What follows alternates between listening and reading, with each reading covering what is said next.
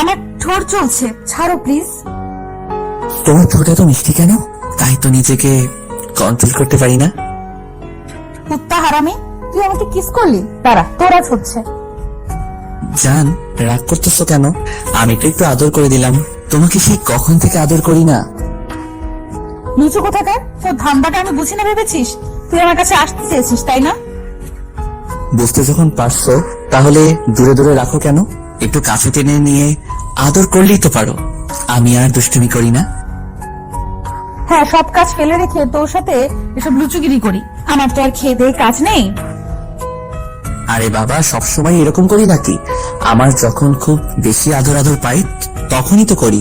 এত রেগে যাও কেন? আমি জানি না, মনে করেছিস তোর এই আদর আদর কেন পাই? প্রথমে জড়িয়ে ধরবি, কিস করবি, তারপর আরো কিছু চাই, তাই না? সব সময় শুধু দুষ্টুমি করার ঠান্ডা। বউয়ের সাথে দুষ্টুমি না করলে কার সাথে করবো জান? হ্যাঁ, সারাদিন ওইটাই পারিস, আর কোনো কাজ তো নেই। সব সময় শুধু দুষ্টু মুডে থাকো। সজীব, একটু সিরিয়াস হতে পারো না? আমি তো সিরিয়াসলি বলছি। বউ, ওই বউ, কাছে আসো। আবার কি হলো? এভাবে ডাকাডাকি করছিস কেন? তোর কি মার খেতে ইচ্ছে করছে নাকি? আরে বাবা, মার খেতে ইচ্ছে করবে কেন? আদর খেতে ইচ্ছে করছে। তুমি এভাবে রেগে কথা বলছো কেন সোনা পাখি?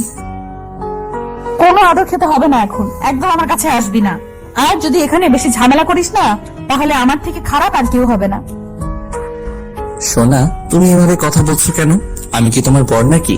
আমি কি তোমার বর নাকি ওর, যে এভাবে কথা বলছো? কিভাবে কথা বললাম? দেখ সজীব, আমাকে কিন্তু রাগিয়ে দিস না এখন। দেখেছো তুমি একটু রোমান্টিক না? তার উপর সবসময় আমাকে তুই তোকারি করে কথা বলো। তুমি আমার থেকে সিনিয়র বলেই এইভাবে আমার সাথে কথা বলবে? একটু তো ভালোভাবে কথা বলতে পারো, তাই না? আচ্ছা ঠিক আছে, বলছি এখন এখান থেকে যাও শোনা। আমি কাজ করতেছি, ডিস্টার্ব করো না প্লিজ বাবু। আমার ভালোবাসাটাকে তোমার কাছে বিরক্ত মনে হয়? এই চিনলে এতদিনে তুমি আমাকে, তার মানে তুমি আমাকে একটু ভালোবাসো না, তাই তো? দেখো, তোমার সাথে দুষ্টুমি করার মুড এখন আমার নেই। সে সকাল থেকে কাজ করে করে হাত পা গুলো ধরে গেছে, এখনো কাজ শেষ হয়নি। তাই প্লিজ এরকম দুষ্টুমি করো না। তারপর রাগের মাথায় কিছু একটা করে ফেলবো, তখন তুমিই কষ্ট পাবে। তাহলে আমি যে রোমান্টিক মোডে একটু আদর চাই সেটা কে করবে শুনি? দেখো, এখন আদর করতে পারবো না, প্লিজ এখানে দুষ্টুমি করো না। যে কোনো সময় আম্মু চলে আসবে, আর এসে সবটা দেখে ফেললে একদম কেলেঙ্কারি হয়ে যাবে। হলে হবে, আমি আমার বউয়ের সাথে রোমান্স করবো, তাতে কার কি? জান, ওই জান, একটু কাছে আসুন, আদর করি। একদম না, তুমি কাছে আসলে অন্য কিছুর ধান্দায় থাকবে। আমি সেটা জানি না মনে করেছো? একদম কিন্তু কাছে আসবে না, তাহলে কিন্তু সত্যি এবার খারাপ হয়ে যাবে। খারাপ তো তখনই হবে যখন আমি তোমার কাছে আসবো। প্লিজ জান, রাগ করো না, একটু আদর করি তোমাকে। বললাম না এখান থেকে যাও, তারপরও দুষ্টুমি করছো। আমি কি কিছু করতে হবে সজীব? আচ্ছা ঠিক আছে, দুষ্টুমি করবো না, শুধু তোমাকে পেছন থেকে জড়িয়ে ধরে রাখি। না, একদম না, আমাকে জড়িয়ে ধরলে উল্টাপাল্টা কাজ করতে শুরু করে দিবে।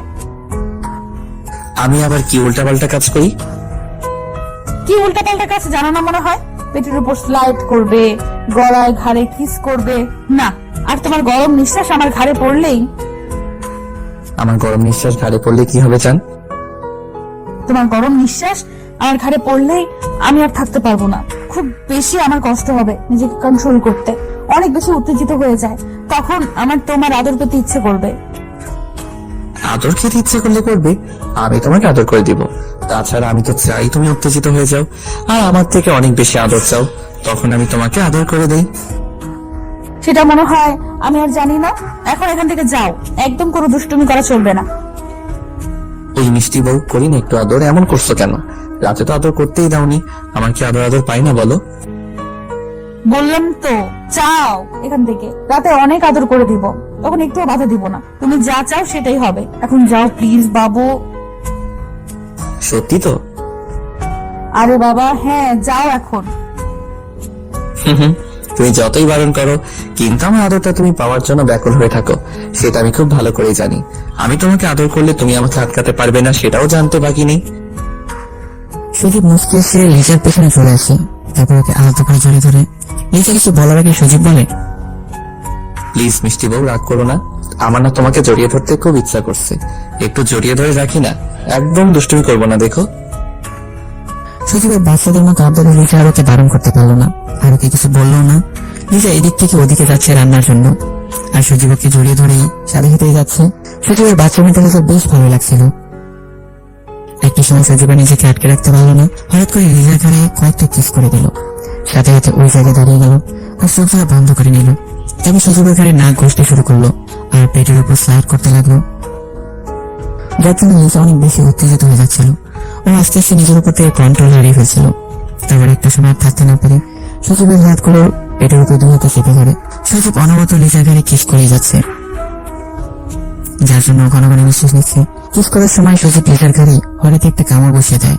সাথে সাথে লিজা ওকে সরিয়ে নেয়, তারপর নিজেদের দিকে ঘুরে রাগি চোখে তাকায়। আরে বাবা, রাগ করো কেন? আমি তো ইচ্ছা করে কামড় দেইনি।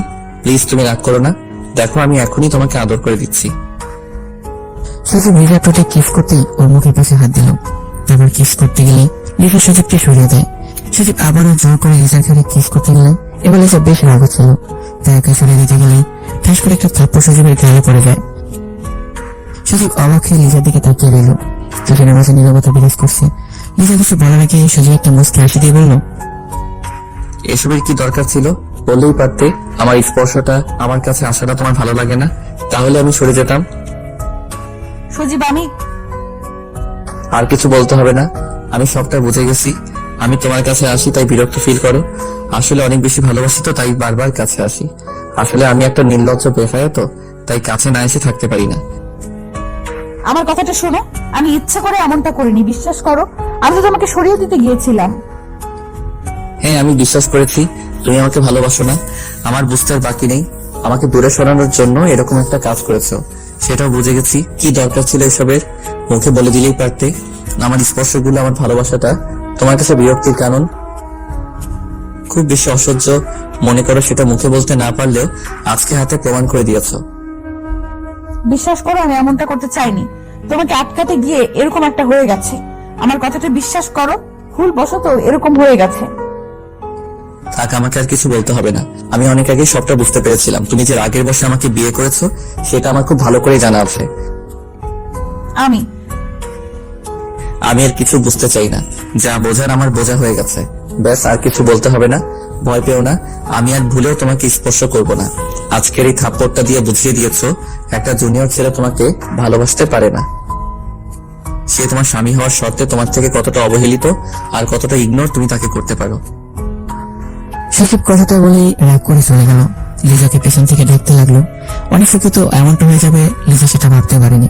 সজীবকে আটকা থেকে এরকম একটা ঘটনা ঘটে গেছে। লিজা বেশ কিছুক্ষণ সেখানে মন খারাপ করে দাঁড়িয়ে রইল। আম্মা এসে জিজ্ঞেস করলো কি হয়েছে।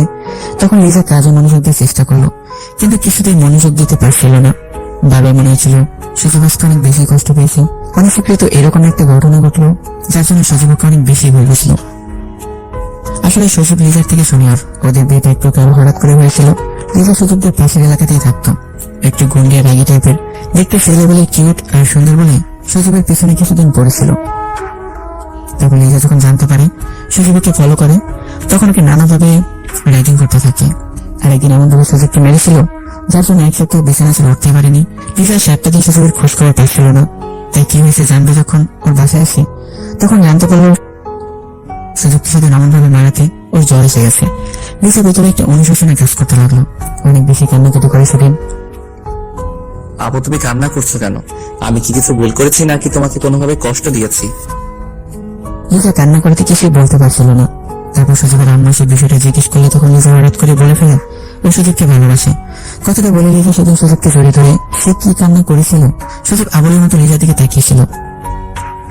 সেদিনের বাসায় গিয়ে আব্বু আমার কাছে কান্নাকাটি করে বলে ও সজীবকে ভালোবাসে আর বিয়ে করতে চায়। লিজার পাগলামিতে 2 দিন পরে ওর আব্বু আম্মু সজীবের বাসায় আসে। লিজার সাথে ওর বিয়ের প্রস্তাব নিয়ে। সজীব প্রথমে বিয়েটা করতে চাচ্ছিল না।